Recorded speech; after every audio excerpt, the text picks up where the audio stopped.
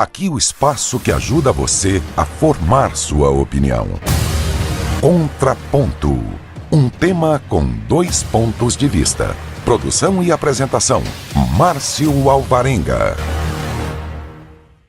Uma das últimas polêmicas de saúde pública gira em torno da crescente popularidade dos cigarros eletrônicos e que contemplam várias combinações de aromatizantes, nicotina ou cannabis para serem inalados pelos consumidores. E uma revisão médica do ano passado aponta os principais problemas gerados pelo cigarro eletrônico, como pneumonia, bronquite e também danos aos alvéolos e com o oxigênio e dióxido de carbono que são trocados exatamente com reflexos aí para a saúde mental. E no contraponto de hoje nós vamos discutir esse tema. Estamos recebendo o coordenador do projeto antitabágico do Hospital Universitário da USP, ele que é responsável pelo projeto Dr. Bartô e os doutores da saúde, profilaxia de tabagismo, gravidez precoce e álcool em escolas de São Paulo, Dr. João Paulo Lotufo. Prazer em tê-lo de volta. Bom dia, Dr. Lotufo. Bom dia, estamos aí novamente para tentar esclarecer aí essa problemática toda. Participa conosco pela primeira vez a doutora Carla Bica, médica psiquiatra pela Universidade Federal do Rio Grande do Sul, terapeuta cognitiva do Instituto Beck, especialista em transtornos aditivos pela Unifesp e também diretora técnica da Vila Janus, um serviço de tratamento especializado para dependência química e outros comportamentos aditivos. Ela que também é diretora adjunta regional da Associação Brasileira de Psiquiatria. Doutora Carla, bom dia, prazer em tê-la conosco. Bom dia, é um prazer grande até para poder transmitir informação, né? Porque estamos falando de um problema de alto risco entre a nossa população jovem. No Brasil, é proibido fabricar, vender, importar, divulgar ou distribuir todos os tipos dos dispositivos eletrônicos para fumar. Isso desde 2009. Doutor Lotufo, o que poderia explicar, então, essa popularidade e o consumo dos cigarros eletrônicos, agora com cannabis? Veja, a indústria sabe o que faz no sentido de popularizar esse material todo que a gente já sabe aí dos malefícios, já cansamos de falar. Mas a indústria consegue, na cabeça do jovem, traduzir isso como uma coisa do momento, uma coisa de experimentação. E a gente sabe que dos que vão experimentar, 80% continuam fumando. Ou seja, esse é o alto poder viciante do cigarro eletrônico. Então, a gente fala hoje em nicotinismo, a gente não fala mais em tabagismo, porque você pode obter a dependência da nicotina para uma série de situações, ou cigarro tradicional, ou eletrônico, e assim vai. E a maconha entra aí como uma curtição, né? No sentido de ela ser também benéfica em algumas situações. Isso é a confusão que é trazido para a cabeça do jovem. Esse termo maconha medicinal é uma coisa horrorosa, que me dói na alma, né? A gente discutir a maconha medicinal, isso não existe. O que existe é o canabidiol medicinal, é uma substância da maconha que é medicinal. E, na verdade, existem duas drogas que podem lesar a cabeça do jovem, o cérebro do jovem. São elas álcool e maconha. Então, esse é o grande problema. Quer dizer, o problema respiratório da maconha inalada é pequeno diante do problema do cigarro tradicional ou do cigarro eletrônico. Mas o problema cerebral, que pode ser causado pela maconha, esse é catastrófico, e a gente vê coisas assim horríveis, né? Jovens dependentes. Outro dia me ligou um pai de 74 anos que o filho o estava querendo agredir, ele estava trancado no quarto. Esse é o fim do túnel dessa história, né? Então, a gente precisa discutir bem esse assunto e tirar da cabeça do jovem que isso é uma onda do momento, como foi o cigarro para os nossos avós. Então, o cigarro eletrônico ele foi bolado como uma tentativa de diminuir o risco do tabaco, mas isto não ocorreu. Então, recentemente, eu recebi um telefonema de uma ex-paciente, hoje eu sou pediatra, essa menina já com 25 anos, internada, com problema respiratório grave, e os médicos todos pensando em trombose, embolia e outras coisas mais. E esqueceram de perguntar se ela tinha usado cigarro eletrônico nos últimos 90 dias. E realmente ela tinha aí o tal do EVALI, que é a doença causada pelo cigarro eletrônico, e teve aí umas consequências graves aí no seu pulmão. Então, isso vem acontecendo. Então, a gente precisa meditar e trocar ideias para a gente fazer o contraponto, né, dessa história toda aí do cigarro eletrônico. Seu contraponto, doutora Carla. Eu acho que isso que o doutor Lotufo está falando é extremamente importante, né? E ele vem da pediatria, sabe bem como é que iniciam as coisas, né? E há muito tempo nós já estamos com um problema que os jovens não começam mais a fumar cigarros, né? Eles começam diretamente com o vape. O vape teve toda essa campanha em cima, como ele tem essa ideia que entra na cabeça, né, de poder, não, ele ajuda a parar de fumar, né, então usar o vape é menos prejudicial que o cigarro, então são todas culturas que foram se desenvolvendo e crenças que foram se mantendo ao longo do desenvolvimento nesses últimos anos, aproveitadas pela indústria, como comentou o doutor Lotufo, mas que, né, essa adaptação está causando dano. Então, esse índice de dependência é muito grave. O uso da maconha no cigarro eletrônico piora, porque aí a gente tem uma associação que nos dificulta saber o quanto as pessoas estão usando, qual é o volume de uso, né? Nós temos no mínimo três tipos de uso, né? Dá para usar a maconha como óleo, como extrato, dá para usar o CBD, dá para usar só o THC. Então, são muitas variáveis para se ter controle, mas o pior de tudo, é tudo feito na ilegalidade. Então, a gente não tem nem como saber o que temos dentro desse vape, né? Os danos estão muito grandes, muito além só do conteúdo, que é a própria maconha, que está todo esse problema cerebral, né? Nós temos muitos danos cerebrais, além do comportamental, e mais os problemas clínicos relacionados ao uso dela como uma inalação desse tipo, né? Então, é um problema em que a gente não tinha muito com a maconha antes, porque tinha combustão, tinha tudo, mas ela não era tão potente. Hoje, na forma de vape, ela tem uma concentração elevada e o poder aditivo está muito maior, muito superior ao que nós temos na maconha quando ela é fumada, como um baseado, né? O fumar baseado não é benéfico, mas o vape é muito pior do que a maconha fumada. Então, não é bom fumar maconha, então imagina o que é fumar o vape. E como ele está normal, como ele tem um uso discreto, ele tem um uso constante, então, normalmente os adolescentes passam o dia, né, fumando,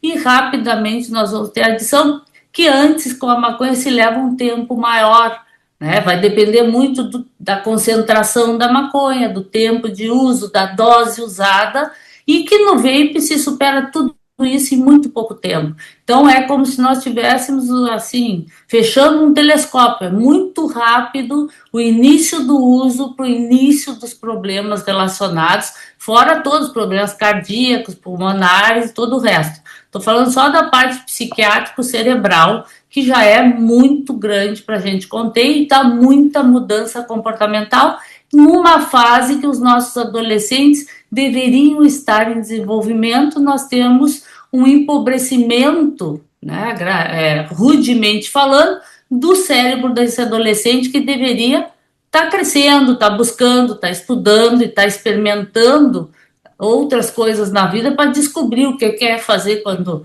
cresceu, muitas vezes, né? Podia já estar experimentando música, experimentando cinema, experimentando outras coisas e vai tendo esse empobrecimento.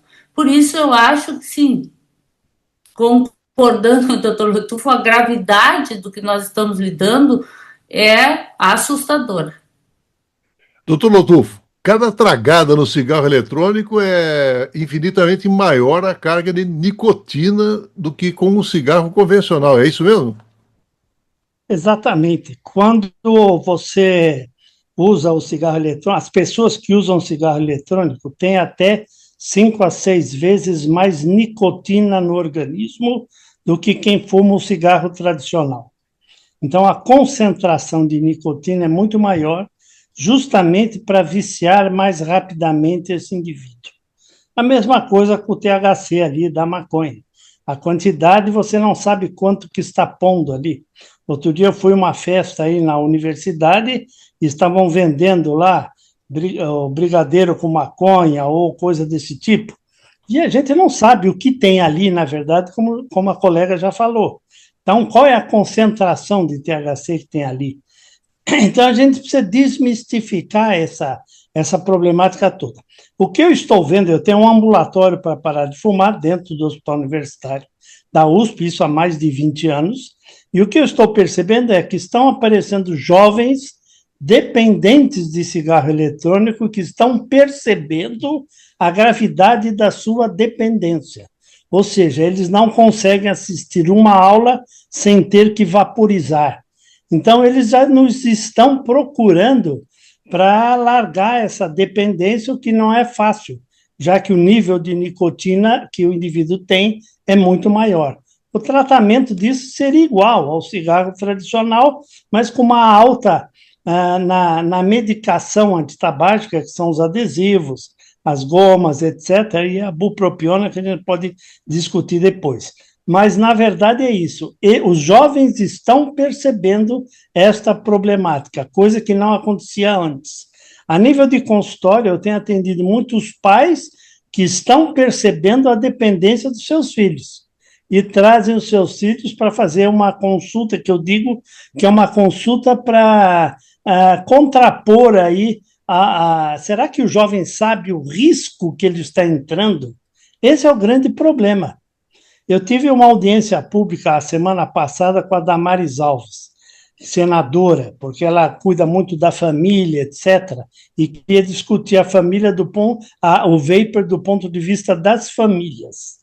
E, na verdade, o que acontece? A minha luta é sempre apartidária, não tem política nisto. Nós temos um problema de saúde, na verdade. E o que aconteceu é o seguinte, naquela mesma semana, um indivíduo aí, um juiz do Supremo Tribunal Federal, tinha acabado de dizer que o país está pronto para discutir a liberação das drogas. Aquilo foi um malefício para o país, essa declaração, que é uma coisa absurda. Quer dizer, em vez do indivíduo estar preocupado em divulgar os riscos das drogas, de todas elas, nós estamos discutindo a liberação das drogas. Então, foi uma coisa assim que pesou muito, inclusive na cabeça dos jovens. Vários jovens vieram discutir comigo, oxa, mas até o camarada lá do Supremo está querendo liberar e vocês são contra? Veja, a hora que a gente libera, aumenta o consumo. Isso já aconteceu em vários países, Uruguai, Portugal, etc. E o que acontece? Se de cada 100 você tem 20 dependentes e um surto psicótico, se eu dobrar o uso com a liberação, eu vou ter 200 usuários em vez de 100, com 40 dependentes e 2 surtos psicóticos, percebe? Então, do ponto de vista de saúde, não tem. Então, o grande erro eu sou contra, por exemplo, a liberação do porte. Eu não posso ser contra porque eu vi gente aí sendo presa por um porte pequeno e o camarada se ferrando aí nas prisões, etc. Jovens. E, na verdade, o que tem que se discutir junto com isto é o risco das drogas. Então, será que o jovem está sabendo do risco que ele está correndo com o uso de drogas. Então, minha colega é do Rio Grande do Sul, eu vou estar aí em Erechim e depois Lajeado, onde a gente tem um grande programa de prevenção, que é o programa do Dr. Bartô, que é o personagem que eu criei, que vai desde o ensino fundamental 1 até agora o ensino universitário. Porque nós estamos precisando conversar com essa geração de universitários. Agora, veja só o seguinte, eu escrevi um artigo dizendo o seguinte, saiu aí todos os dados da Unifesp, aí, levantamento aí de uso de droga. E o jovem diz, tio, todo mundo usa. Isso não é verdade. A menor parte usa. Talvez naquele grupo que você frequente, todo mundo usa. Mas, na verdade, não é assim. Então, a experimentação de cigarro eletrônico pelos jovens, ela não chega aí a 20% de experimentação. O grande problema é que 80% de quem experimenta vai continuar consumindo. Esse é o grande problema. Então, a maconha é a mesma coisa. Qual é a porcentagem de usuários de maconha no país? É muito menos que o cigarro tradicional. Álcool, por exemplo, álcool é bebida, cerveja é bebida nacional. Quando você vai ver os dados, 50% da população não bebeu na vida inteira. 70% não bebeu, não tomou bebida alcoólica no último mês. Então, não é todo mundo que usa. E a gente já encontra grupos de jovens que não utilizam, e eles têm o gosto de dizer, não, eu não bebo, eu não uso droga, eu não uso a maconha, eu não vou usar o cigarro eletrônico. Então, a gente precisa desmistificar um pouco essa onda, né? Bom, doutora Carla, a gente conversava antes do programa, né, sobre a ausência de muitos dados, pesquisas, mas o Monitoring the Future da Universidade de Michigan, financiada pelo Instituto Nacional de Abuso de Drogas dos Estados Unidos, encontrou aumentos particularmente acentuados entre adolescentes durante o período de 2021 e 2025. Por exemplo, os alunos da 8ª série que vaporizam a maconha, a porcentagem que usa soluções aromatizadas saltou de 47% em 2021 para 63% em 2025. E essa tendência ela foi semelhante para alunos com o índice subindo para 41%, para 53% dos alunos da 10ª série e de 36% para 50% para alunos da 12ª série. Como a gente não tem pesquisas nessa área especificamente com esse perfil no Brasil, a pergunta é a seguinte, doutora Carla, até que ponto essa realidade norte-americana ela poderia representar o consumo dos brasileiros?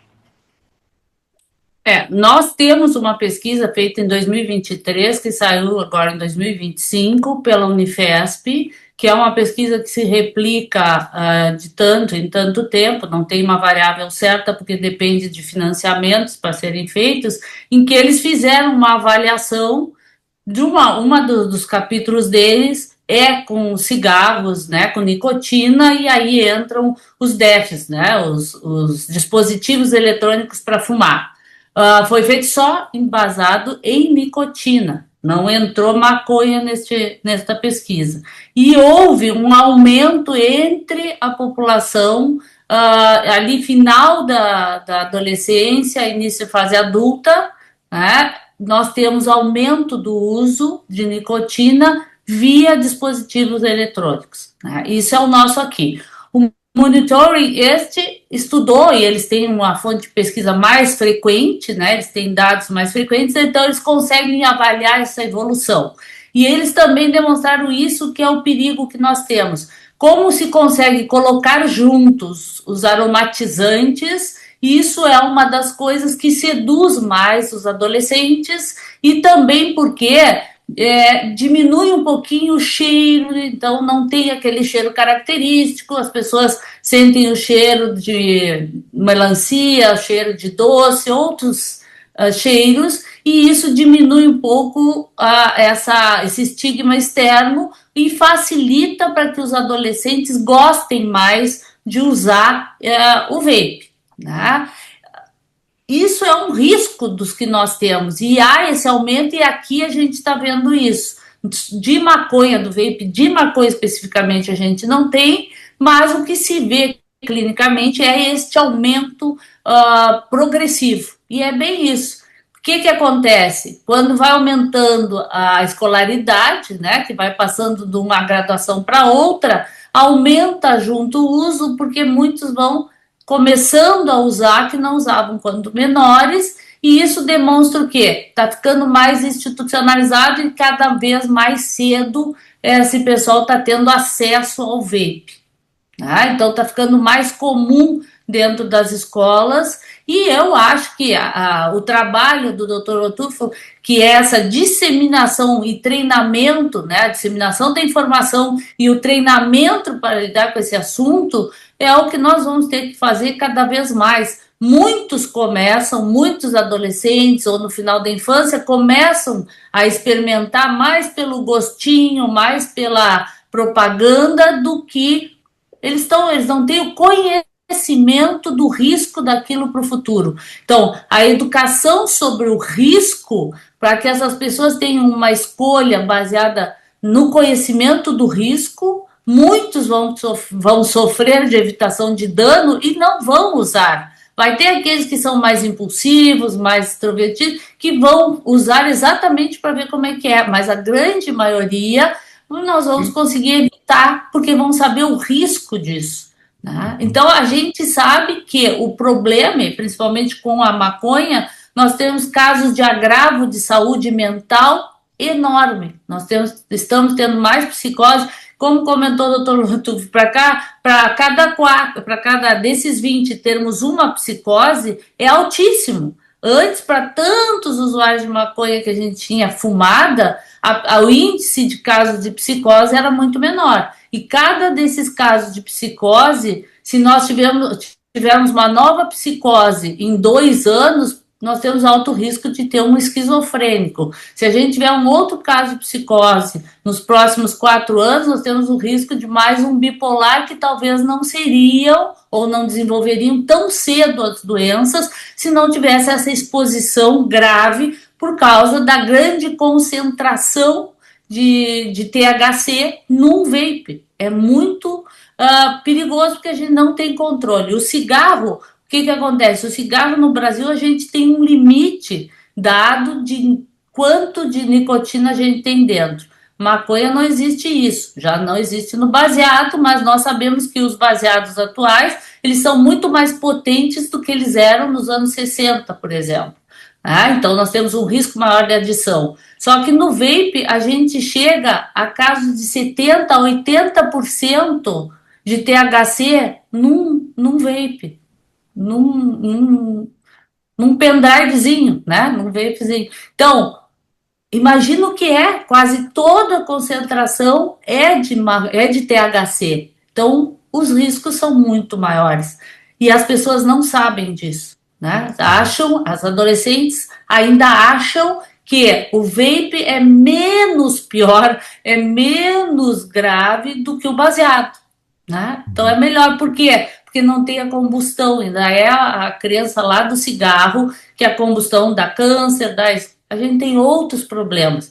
Então, o vape não é melhor, né? Nem que o cigarro de nicotina, nem que o baseado de maconha. Não é melhor, algumas coisas até coexistem, mas ele é tão grave quanto, e tem muita coisa que a gente ainda não sabe, que vai aparecer com mais pesquisas no futuro. E confirmando, inclusive, essas observações da doutora Carla, doutor Lotufo, voltando a essa pesquisa que eu fiz referência, o coordenador dela, o doutor Richard Mitch, ele afirmou que uma proporção crescente de jovens acha que os sabores recém-disponíveis, especialmente sabores de frutas, seriam mais atraentes do que o sabor padrão da cannabis. E essas descobertas segundo ele, sugere que esses produtos estão ganhando força entre os jovens, que parece estar se voltando para esses produtos ao mesmo tempo em que reduzem o uso de todas as outras drogas. Agora, essa afirmação é verdadeira ou falsa, doutor Lotufo? Veja, eu batalho contra problemas do cigarro e drogas tal. A primeira audiência pública que nós tivemos para discutir a essência no tabaco foi em 2012. Isso foi em Brasília, tinham lá 900 fumicultores do Rio Grande do Sul e tinha 8 médicos lá. Quase apanhamos, mas nós ganhamos a discussão e o Congresso... Mas o que aconteceu? Desde 2012, a indústria vem bloqueando, tá, a colocação, essa legislação de não se colocar essência, porque é o que tira o gosto ruim do tabaco, o gosto ruim da maconha, etc. Agora, a gente precisa tomar cuidado com as estatísticas que vêm de fora. Vou dizer por quê. Nós temos 2 estatísticas nacionais bem feitas, e eu tive no Rio 2 vezes esse mês para discutir esse assunto. A primeira foi sobre o cigarro eletrônico. Então, o Vigitel, que é a pesquisa telefônica, mostrou um aumento de 9... O Vigitel vem caindo a incidência de tabagismo desde 2007.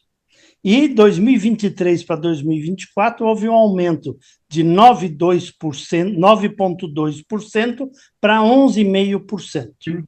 Mas quando os estaticistas, que não é o meu caso, vão aprofundar o conhecimento, eles viram que a pesquisa era feita com telefone fixo. E a pesquisa passou a ser feita com telefone móvel também, com celular. E quem usa mais telefone fixo é o idoso. E quem usa mais telefone celular é o jovem. Então, a gente precisa fazer aí um contraponto nesses dados para a gente discutir melhor. E quando você tem o PENSE, que é a pesquisa da Unifesp, feita a cada 5 anos, tá? Também a gente precisa tomar um certo cuidado. Então, porque aqui se usa menos do que nos Estados Unidos. Nos Estados Unidos é liberado, então você tem lá todos os problemas. Então, não dá para a gente comparar a nossa estatística aqui com a estatística de fora. Então, nós estamos batalhando, está no Supremo essa coisa da liberação, da proibição da essência no tabaco, mas é aquela história, desde 2012. Nós estamos em 2026. E o que essa turma do Supremo fica fazendo que não discute esse assunto para eventualmente tomar uma conduta favorável à saúde? Então, esse é o ponto, é uma vontade política da história. Então, é o que você falou no começo. É proibido a produção, é proibido trazer, é proibido a venda, mas você encontra em tudo que é canto. Que país é esse? Quer dizer, isso é falta de vontade política. Eu gosto de comparar com o celular na escola. O celular na escola baixou a lei, proibiu e acabou. Foi uma coisa muito benéfica, porque a dependência de celular, a gente sabe e dependência de jogos, a gente sabe o que está produzindo na população também. Então, há uma falta de vontade política dos nossos governantes para divulgar o risco da droga e tomar condutas a favor da saúde da nossa população. Esse é o ponto.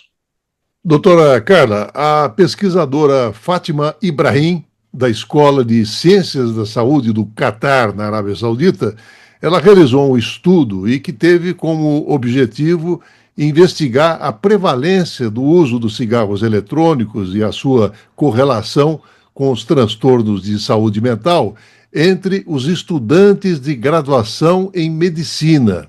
E aí os resultados mostram que 35% dos entrevistados admitiram fazer uso do cigarro eletrônico. E, além disso, houve também uma correlação significativa entre vape e depressão, ansiedade, síndrome do estresse pós-traumático, transtorno de déficit de atenção, hiperatividade.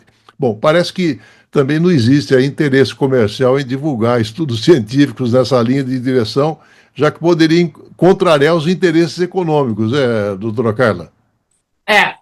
Isso os estudos mostram, né? A gente não pode comparar com os do exterior, né? E aqui para nós, essas taxas, o que a gente vê mais? É a ligação disto com transtornos do pânico, crise de ansiedade, né? A gente vê a ligação com as psicoses, né? Que é muito forte aqui no nosso meio, com a bipolaridade também. A pesquisa que eu citei, que o doutor Otto comentou outras, foi o terceiro LENAD, né, que foi conduzido, e o que eles viram que agora eu lembrei, né, de comentar, porque nós antes estávamos falando sobre mulheres, né, e o que eles viram?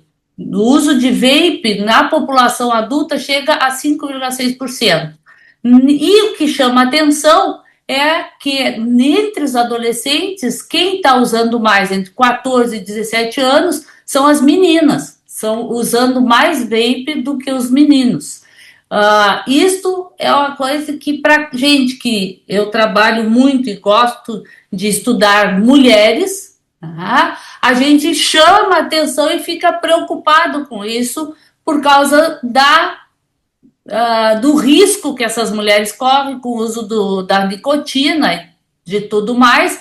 E o que a gente vê? Nossos estudos precisam aumentar, né? Assim como a nossa defesa da saúde pública, colocar e botar lá, né, quando chegar lá no Congresso e tudo mais, de que eles paguem estudos, e não só estudos feitos pela indústria. A gente precisa que o governo reforce mais estudos para a gente entender melhor antes de aprovar essas leis, porque nós estamos correndo um risco grave com a ideia da liberação de drogas, né?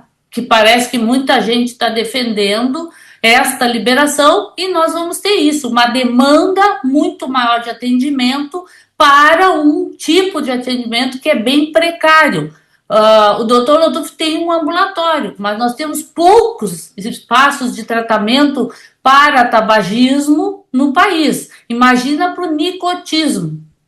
Nós tínhamos muito dos tratamentos, o apoio do INCA, que, né, subsidiava as medicações e tudo, mas quando nós falamos do vape de maconha, nós não temos um remédio como a gente tem a reposição de nicotina para o nicotinismo, né? Na maconha nós não temos medicações específicas que nos auxiliem. A gente usa medicações que são para outras doenças, que nos ajudam a controlar a abstinência, que nos ajudam a controlar a manutenção sem uso, os quadros de abstinência, os grupos de autoajuda que já estão trabalhando bastante com isso, mas a gente tem uma pobreza de recursos para atendimento dessas pessoas. E tem sim uma abstinência importante do vape de maconha. O doutor citou que já tem alguns jovens procurando, então já tem jovens procurando tratamento pelo vape de maconha, por reconhecer a adição à maconha, mas o que nós temos aí é essa síndrome de abstinência, que já temos um cérebro com mais dificuldades cognitivas, e isso é muito importante, que é o empobrecimento cognitivo, que nós precisamos muito dessa cognição para que essa pessoa consiga largar a sua droga, né? Então, vê que a gente está num momento em que nós temos poucos recursos para uma demanda que está chegando muito grande para atendimento. Doutor Lotufo, a maioria das empresas de cigarros eletrônicos são subsidiárias das grandes empresas de tabaco, né? E talvez a preocupação mais nefasta esteja exatamente nos esforços contínuos que essas corporações acabam fazendo, exatamente para se remarcar, visando atingir um mercado em desenvolvimento que é a população adolescente vulnerável. Quer dizer, isso justifica, inclusive, esse atual cenário, né, doutor Lotufo? Veja, nós temos também um grande problema de abstinência de drogas hoje nos berçários, que são as mães que utilizam droga, e quando nasce a criança, você corta o cordão umbilical, acabou o fornecimento, e essas crianças ficam mais agitadas, choram intensamente, não mamam, perdem peso, aumenta o tempo de internação, aumenta o custo do SUS, e assim vai. E temos trabalhos também mostrando que déficit de atenção, transtornos do cérebro, autismo, pode também estar relacionado ao uso de drogas na gestação. Então, a coisa é muito mais séria do que a gente pensa. Eu até recebi uma paciente que foi encaminhada para mim, porque o amigo dela falou, não, você quer engravidar? Então, pare de usar o vapor. Então, ela veio para parar de usar o vapor para poder engravidar. Então, veja a situação da coisa como é séria. Então, a gente tem, nos Estados Unidos, você tem um problema com os opiáceos, que nós temos pouco aqui nas abstinências de berçário. Mas aqui a gente tem, aí eu vou calcular, uns 15% ou até mais das crianças que nascem no berçário do hospital universitário têm abstinência de droga. Então, a coisa é muito séria. E o nosso trabalho de prevenção, tem uma cidade que a gente faz esse trabalho há 4 anos. Há 4 anos a gente funciona fazendo o que a gente chama aconselhamento breve. A gente treina os professores para eles fazerem o aconselhamento breve em sala de aula.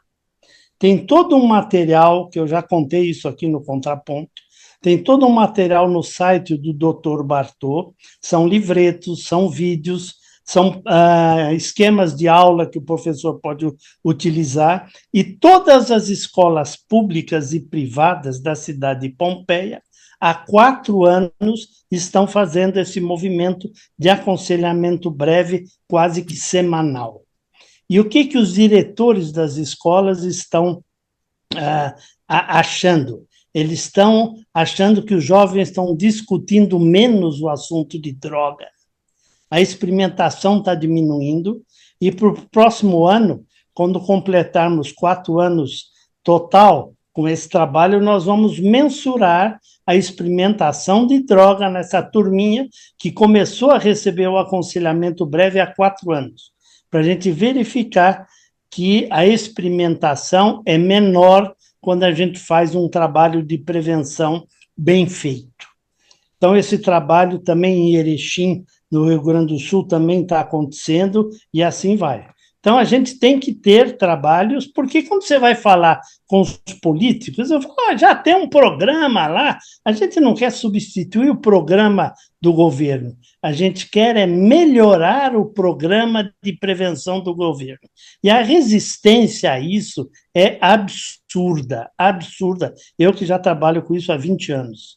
Então, a gente tem que caminhar com pesquisas, mas a gente tem que caminhar também com vontades políticas.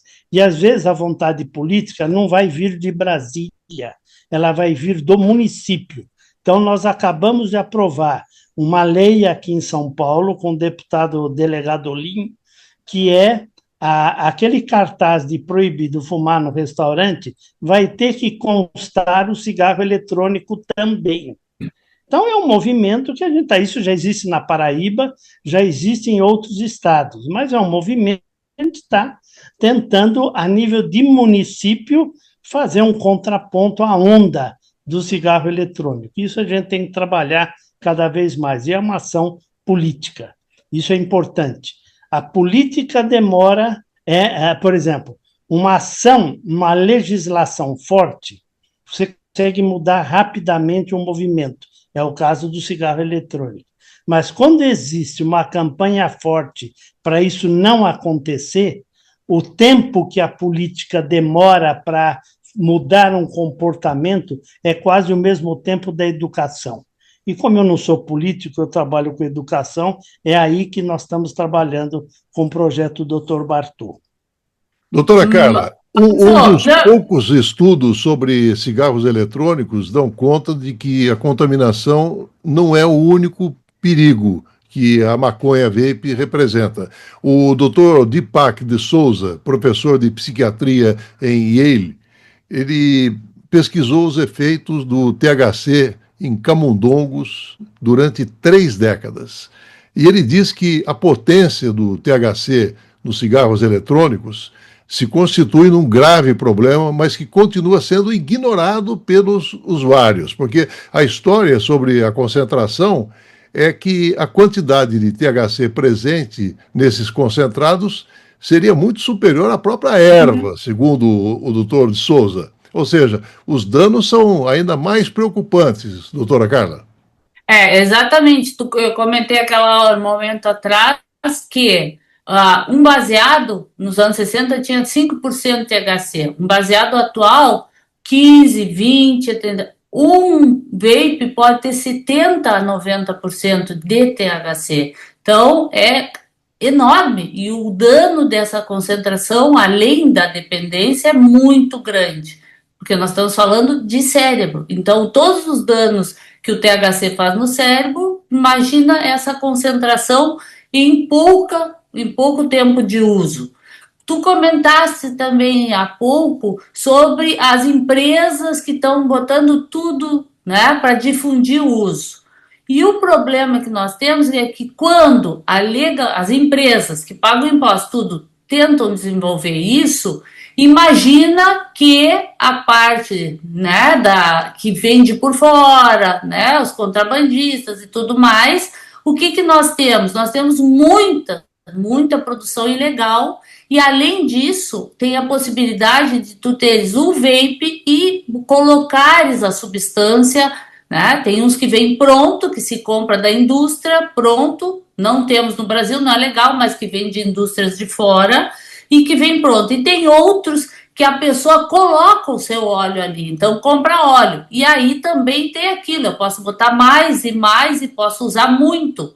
É diferente de cada vez eu comprar um. Então tem várias formas de aumentar o uso de THC, aumentar a concentração de THC e todos os riscos, porque tudo isso tem mais aditivos juntos, edulcorantes, todos os saborizantes, mas tem muito metal pesado, né? Nós temos toda a parte química para fazer umas substâncias virar uma inalação, né? Então, o risco não é só o THC, que é muito alto, e é todo o resto que envolve esses cigarros.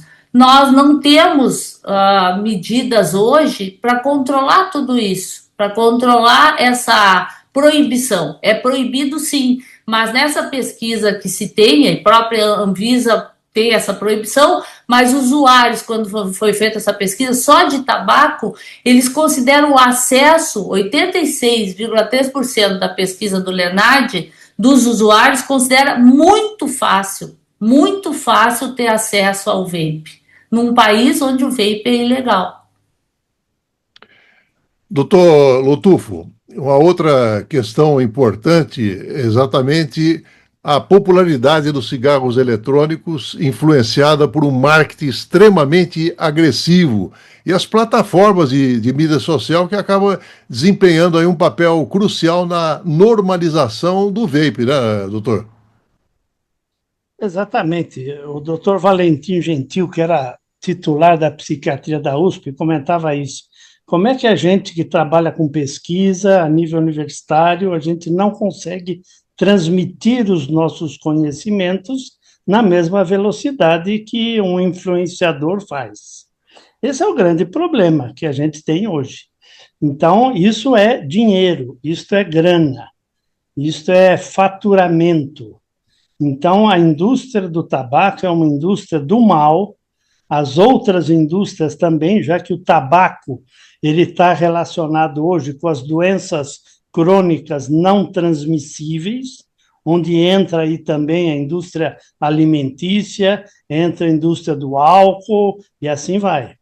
Então, nós temos que fazer um esforço muito grande para divulgar os nossos dados e precisamos do apoio da mídia nesse sentido, e aqui estamos colaborando com o teu programa no sentido de alertar a população do risco das drogas. Então, você, se por acaso você tiver doenças psiquiátricas na família, não comece a usar maconha, porque ela antecipa e exacerba a doença psiquiátrica. Então, os casos mais violentos que eu tenho em adolescente foram exatamente esses. Se você tem doenças pulmonares na família, não comece a utilizar, porque a genética é favorável. Então, meu pai morreu de câncer, meus tios morreram de câncer. Eu sei que eu tenho genética favorável a morrer de câncer. Se eu fumar, aumenta 10 vezes a chance. A mesma coisa cirrose hepática e outras doenças. Você tem alcoólatra na família? Não beba, é o meu caso. Eu tinha um tio alcoólatra e sempre falei para meus filhos, não bebam, porque a genética de alcoolismo para vocês é muito forte. Agora, se eu tivesse uma medida para escolher, para trabalhar, seria fazer os pais dos meus pacientes pararem de fumar e beber em excesso. Por quê? Existe um trabalho mostrando que se os pais fumam, a chance de droga lícita ou ilícita nos filhos chega a ser de 50%. Se os pais não fumam, isso cai para 2%. É uma diferença estatística absurda. E eu vejo pais ensinando o filho, fumando maconha com o filho, fumando vapor com o filho, porque o vapor na cabeça deles não faz mal, para ser o pai amigão. E não existe o pai amigão, existe o pai que vai dar orientação, que vai dar limites, né? Veja só o caso do acidente que tivemos em São Paulo recentemente, que o carro, o Porsche lá virou lá dentro do túnel e tal. A mãe do indivíduo tenta cobertar que ele estava guiando porque ele não tinha a carta e porque o seguro estava no nome dela. Quer dizer, a que ponto chega a educação no sentido literal da coisa? Então, os pais tentam encobrir os problemas dos filhos. E se os pais, essa geração de pais que eu estou atendendo, é uma geração dependente de cigarro, dependente de álcool, dependente de celular.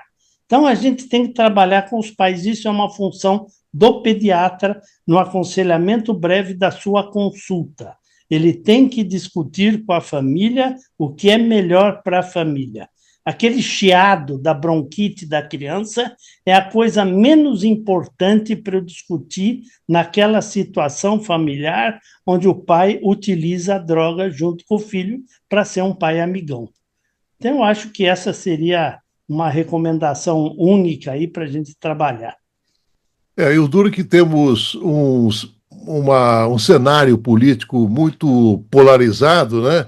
E lamentavelmente, esse assunto não deve entrar na pauta no processo eleitoral, né, doutora Carla? Eu acho que, eu nem acho que talvez tenhamos que pensar, não sei se vai ser bom nesse momento polarizado, porque tudo que um lado diz sim, o outro vai dizer não. Então, se nós tivermos alguém que defenda a não liberação, o outro lado vai defender a liberação. Então, tudo a gente vai ficar no 880, quando na realidade nós temos que ter um consenso de saúde e pensar no nosso povo, que independente de partido é uma saúde só, e nós precisamos cuidar das pessoas, que é o mais importante. Então, eu não sei, realmente eu não sei se é o momento da gente falar sobre isso no debate político ou o comprometimento das pessoas em melhorarem a saúde e que a gente possa conversar mais sobre isso. Nós vivemos atualmente um aumento subliminar a mensagem que é dada para os nossos adolescentes. Então, se vocês pensassem, há um tempo atrás, nós tivemos fora dos filmes, das novelas, tudo, o cigarro. Ele foi meio que banido de tudo.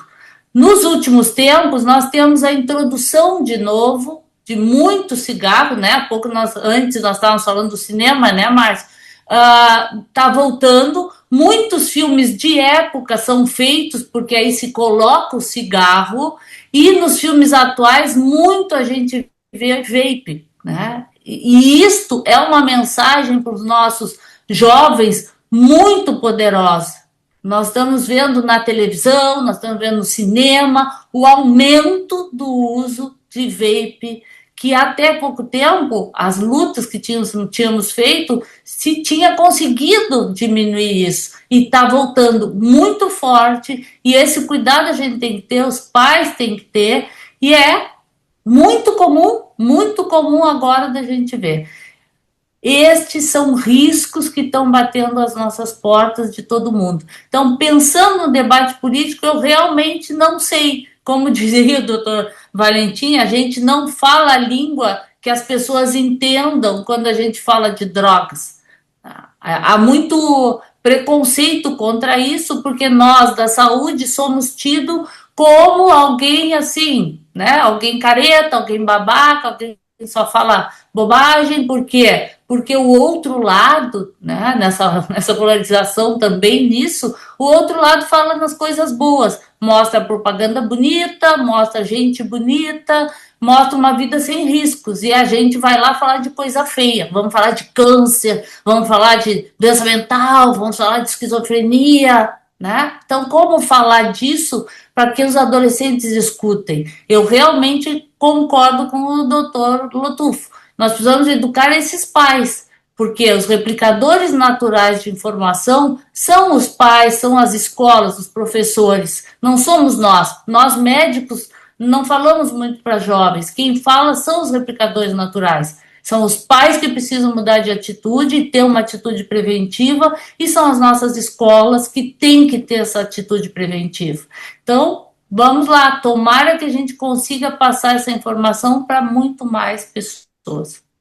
Então, a doutora Carla resgatou exatamente a experiência cinematográfica, né, doutor Lotufo? A partir dos anos, principalmente 1940, a presença dos atores em cena fumante era muito marcante. Dificilmente aparecia um ator, atriz em cena que não estivesse fumando. E por trás disso era o merchandising das próprias indústrias do tabaco, que estavam exatamente estimulando esse padrão de consumo, porque o cinema ele tinha um poder de sedução muito grande perante os espectadores.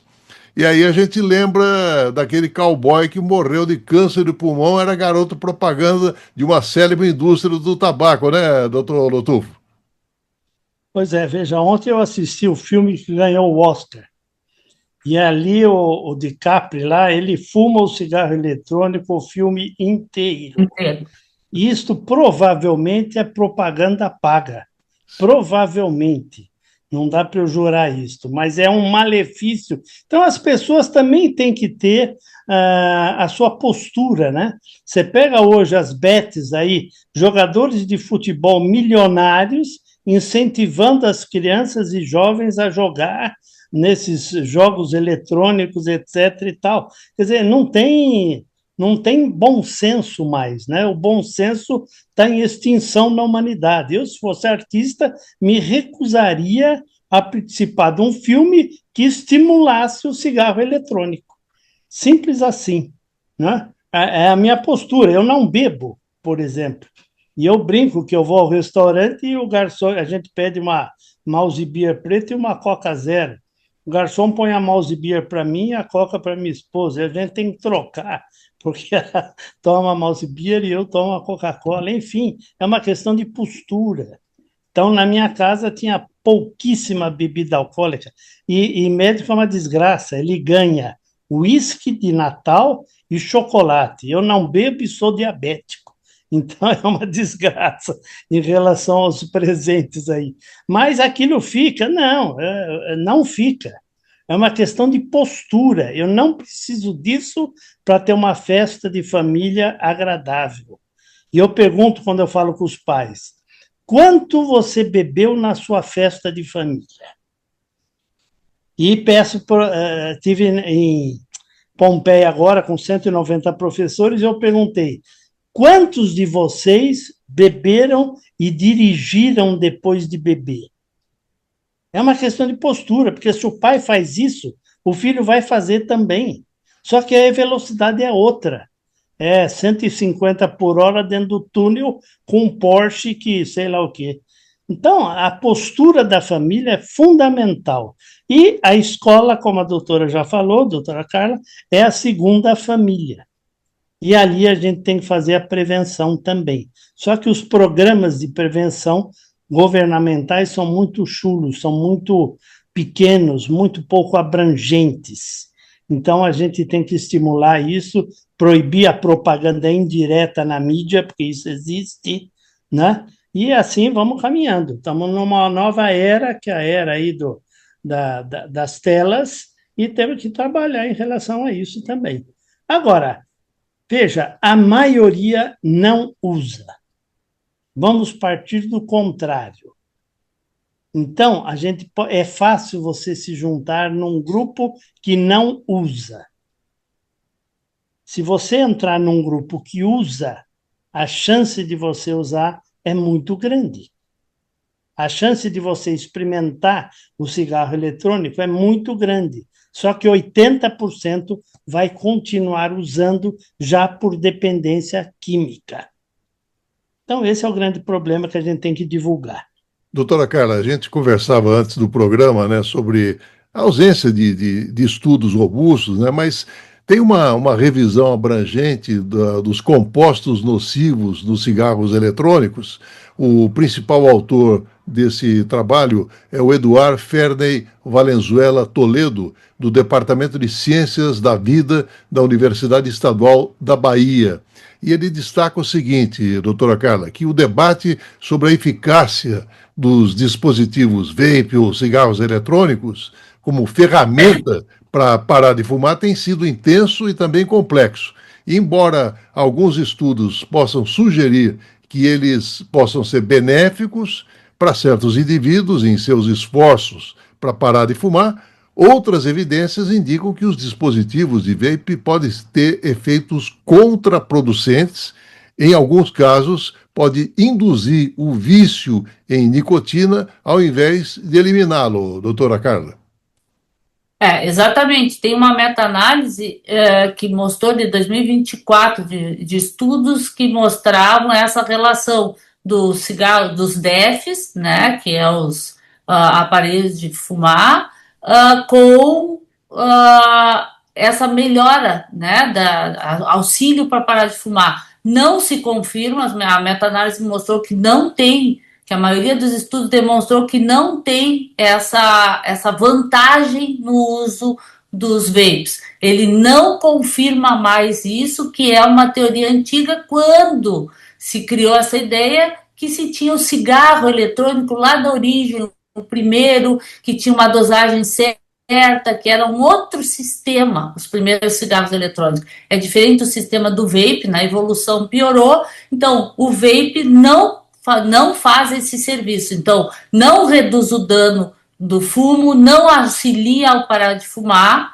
e ainda está provado que desenvolve dependência e a pessoa fica dependente do vape. Então, não é que ele deixa de fumar porque fica dependente do vape, mas não com a ideia antiga de que as pessoas deixariam o cigarro e tu conseguirias fazer com que as pessoas parassem de fumar. Então, os estudos estão mostrando claramente que essa correlação não existe, né? Não existe, e se existiu foi lá no passado, mas hoje, com o vape, isso não se confirma. Não é verdade que isso aconteça. Então, e esse equívoco, né, doutor Lotufo, ele destaca a própria necessidade de uma maior conscientização e educação sobre os efeitos da vaporização, e é importante a gente divulgar informações precisas exatamente para evitar a propagação desses mitos que são prejudiciais, né? Exatamente. Veja, há 24 anos, num ambulatório antitabágico, eu nunca tive alguém que parou de fumar com o uso do vape. Eu tive o contrário, gente que estava 5, 6, 7 anos sem fumar, experimentou o vape, no dia seguinte voltou a fumar tudo que fumava anteriormente. E a gente tem dados, trabalhos bem feitos, dizendo o seguinte: se o jovem começa a fumar o vapor, em pouco tempo ele está fumando os dois, tanto o vapor quanto o cigarro tradicional. Então não tem saída, isso é uma balela da indústria, é uma fake news que foi lançada, tá? E a gente tem que desmistificar isso todo santo dia. Agora, eu acho que isso a gente tem feito, existe uma dificuldade de você colocar esse tema nas escolas de medicina, né? Não se dá muito valor a isso. A Associação Médica Brasileira tem batalhado para colocar no currículo o problema do nicotinismo hoje, tá? E as outras drogas também, porque quem faz a prevenção de uma droga faz a prevenção de todas, né? Então, acho que é por aí. Agora, eu acho que está faltando mesmo uma legislação forte em relação ao abuso de vendas, ao abuso desse mecanismo. Quer dizer, você vê uma ação da Polícia Federal no dia 31 de maio, que é o Dia Internacional Sem Tabaco, e 28 de agosto, que é o Dia Nacional Sem Fumo. E aí você vê uma ação pontual ali e depois nada mais. Quer dizer, está faltando, a gente tem que pensar nisso e temos que discutir com os deputados, é o que a gente fez em Brasília há muito tempo, senão a gente não aprovaria, por exemplo, a lei Ambiente Fechado Livre do Tabaco. Isso foi um trabalho feito pela ACT, Associação de Controle do Tabagismo no Brasil, e o advocacy foi feito várias vezes, fomos a Brasília discutir. São Paulo se tornou ambiente livre do tabaco em 2009, o Brasil só em 2014, e eu insisto que o ministro da Saúde da época, que é o mesmo ministro atual, ele engavetou a regulamentação desta lei durante 5 anos. Uma lei que já tinha dados aqui do INCOR, que diminuía o tabagismo passivo, infarte e derrame na cidade de São Paulo, e essa lei só foi aprovada quando o ministro saiu e entrou outro. Então, é vontade política. Nós temos que discutir isso com os nossos deputados, senadores, porque eles é que votam as leis. Mas nós podemos também trabalhar a nível municipal. E eu insisto nisso, porque às vezes é mais fácil você fazer pequenas leis a nível de município que vão trabalhar a cabeça da família no sentido da prevenção. E assim vamos caminhando. Vamos chegar a uso zero? Não vamos. Mas a gente tem que diminuir o risco. E temos que conscientizar a população do risco que eles estão assumindo utilizando essas coisas. Seu contraponto final, doutora Carla? Bom, eu acho que é deixar claro, né, que o vape não é isso tudo que muitas vezes é difundido, ele não é uma alternativa para o tabaco, né, para o cigarro, ele não é uma alternativa para deixar de fumar, ele é de alto risco de dependência, né, principalmente o cuidado que a gente tem que ter, né, porque um pouquinho mais conhecido já é o vape com nicotina, já sabe um pouquinho mais do que nós estamos preparados para lidar com o vape de maconha.